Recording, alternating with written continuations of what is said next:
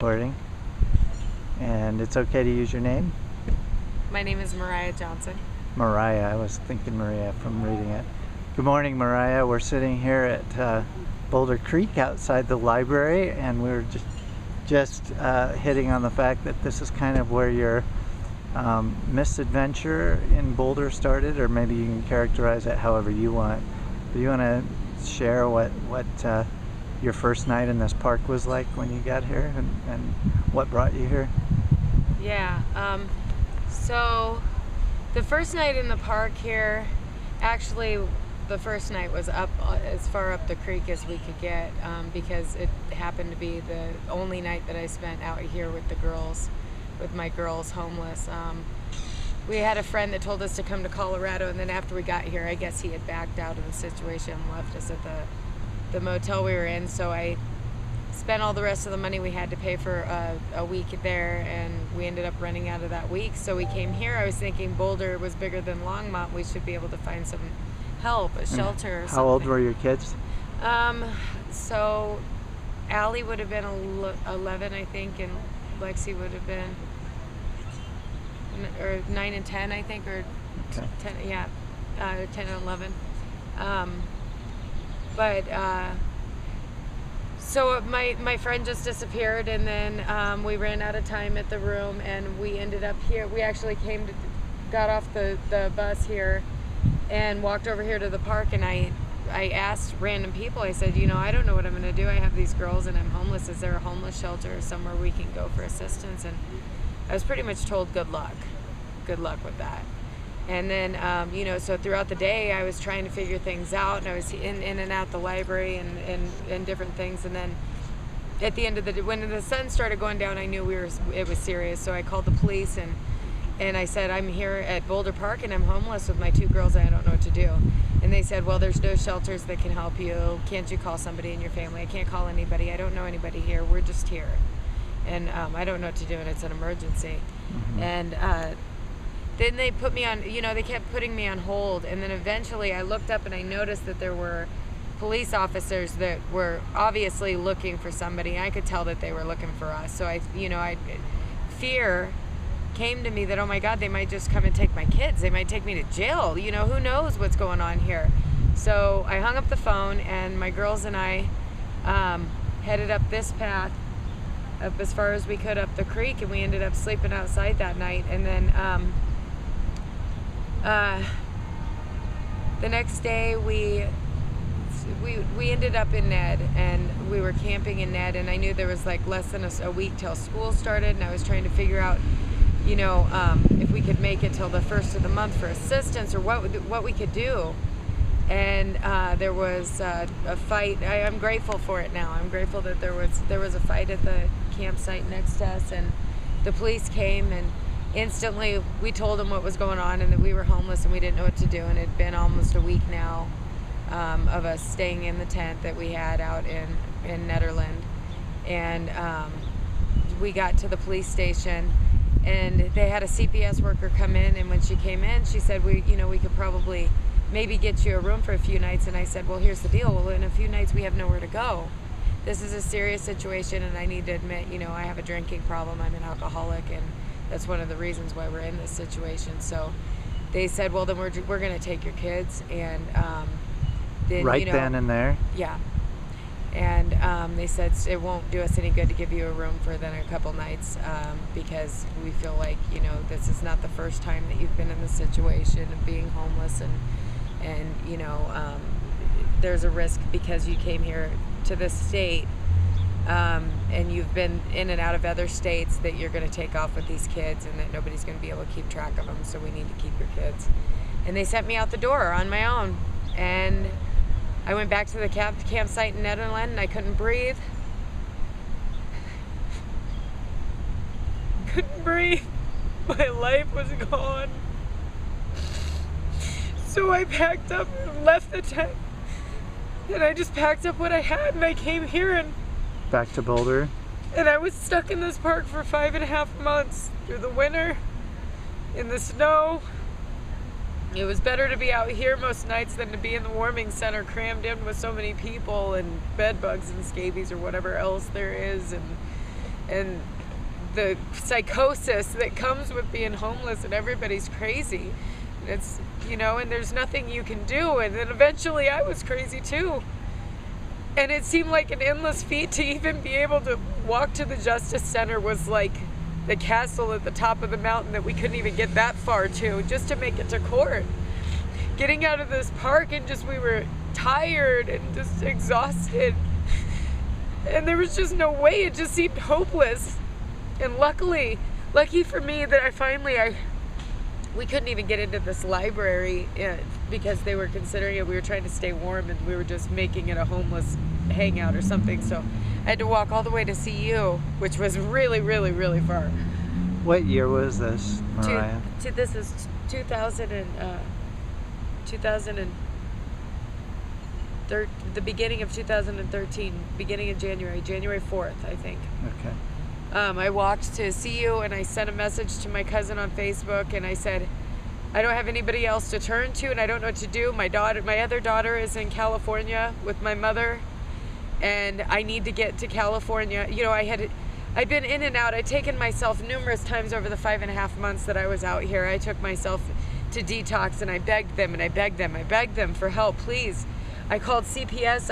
I walked out to DHS numerous times down here, and it seems like forever just to get up this street to the office on Iris. To be turned away all the time. I had lists. I went and did research, that when I'd get in detox long enough to sober up, and I called all the rehab facilities, and I called CPS, and I begged them, somebody please help me. There's programs available, but they want $3,000 just to get in, and I don't know what to do, and I need help. I can't do it out here. There's no way to stay sober out here. There's no way. It's a survival. You have to not be sober to survive out here, or you just can't. But so they wouldn't help me. They absolutely wouldn't help me. And so I told my cousin, I said, I know there's a rehab facility in Atwater, California, and I know I can get in there if I just get to California. Will you please help me? And she sent me a bus ticket, and I got in the bus in Denver, and I got to California. And all I had to do in the state of California was file for food stamps and be considered indigent, and go into the rehab place there and show that I wanted help, and I got a bed right away. This was like day 1, day 2? Well, it was after I got a hold of the right people. I was in a bed within 24 hours. Wow. Yeah. Can I want to interrupt just for a moment to ask, where were your kids at this point? They were in Child Protective Services in Boulder, in Netherlands? In Longmont. In Longmont, and luckily they were with a really good family that took care of them, and they were safe. And this all started though in Netherlands, so Child Protective Services then placed them in Netherlands, in Longmont, and you were here in Boulder. Yeah. Okay. Yeah. And I wasn't allowed to see him or have contact. My mom and my daughter were allowed to have contact with them if I wasn't present or in the picture. So I'd have to listen to the girls talk to my mom, which was good to hear their voices. But I'd have to listen to them talk to them, and we had to pretend I wasn't there, because they were they try to take all my rights for abandoning my kids for leaving the state, but I had no choice. I had to get sober. Did they give you any path to getting your kids back? No, they wanted me to give my kids up for adoption. They really wanted me to give my kids up for adoption. They told me my kids were better off without me, that my kids had been through too much because of me, that I didn't really care about my children. I want to be specific. Who and where did you have conversations like that with? Jody Lanzi, CPS worker, who is now retired, and I believe it is specifically because of our case that she's retired, because when we had a foster family review. So just to finish it up, I went through 30 days of rehab in Atwater, California, and I graduated then. And as soon as I got out of rehab, I was there another 2 weeks with my daughter, and then I told my daughter, I'm gonna go get your sisters back, and I'm gonna get you to Colorado, and our family's gonna be back together. And so I came out here, and I had to drug test every day. I had to breathalyze every day, and ETG twice a week, and eventually I got to start having supervised visitation with the kids at CPS.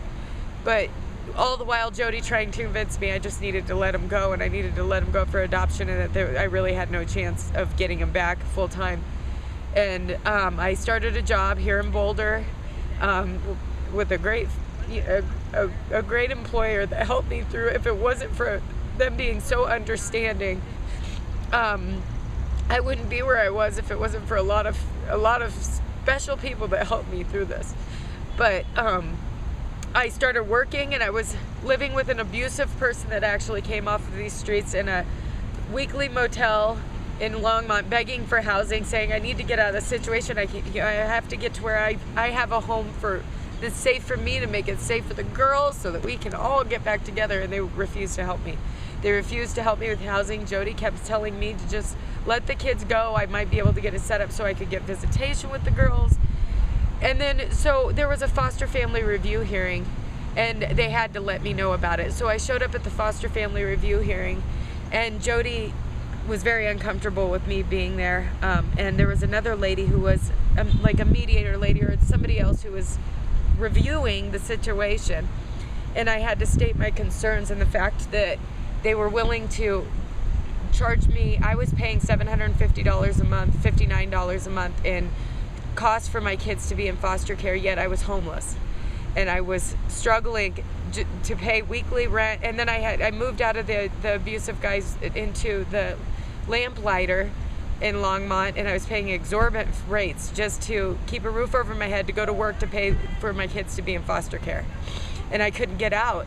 And in this review, I said, I don't think it's fair that these foster families just said, we love Boulder County. Boulder County gives us everything we need. And I'm looking at you homeless. And I can't even be with my children that these people get to be with, and I'm paying for it. And it didn't make any sense. And Jody said it was the best thing she could ever do for me, actually. She stood up and she said, you don't care about these children. You'll never care about these children. You should just let it go. All you've done is hurt these kids, and you do not love or care about these children. And the lady said, that's it, I'm calling this review closed. The next day, Jody contacted me, and all of a sudden had the paperwork for me to get into an apartment. And by the grace of God, we got into an apartment, and I was able to get my child support fees lowered enough to where I was able to move. And we got into another program that all of a sudden came available, and we were able to get into a nicer, a bigger apartment where the girls had their own rooms. And then eventually I got us our own house in Longmont, our own 4-bedroom house with an apartment on the back for my son, and the whole family was back together. And we finally, 2 years ago, got CPS out of our lives, and they were finally gone. But if it wasn't for my cousin, first of all, and many people who along the line saw potential in me and knew my worth, then my family is back together now. But unfortunately, the doors that should have been open were not open.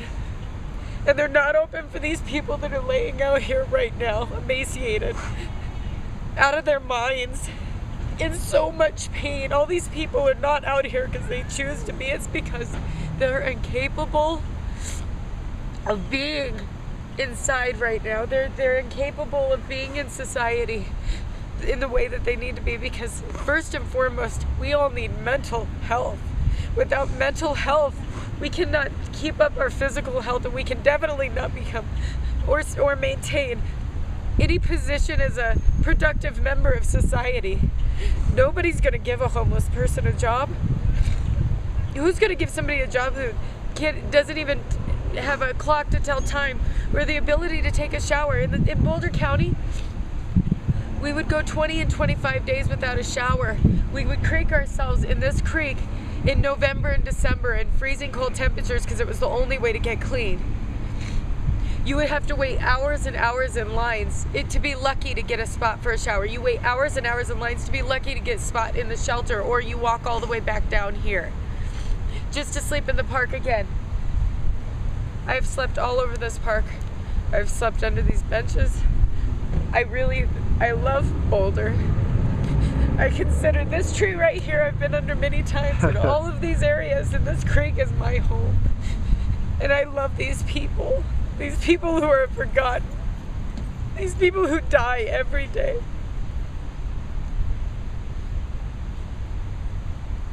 I watched Mama Janice die, who was my street mom. And Nicole Cisneros, I consider my sister. She was in her 20s. Josh was my age at 32.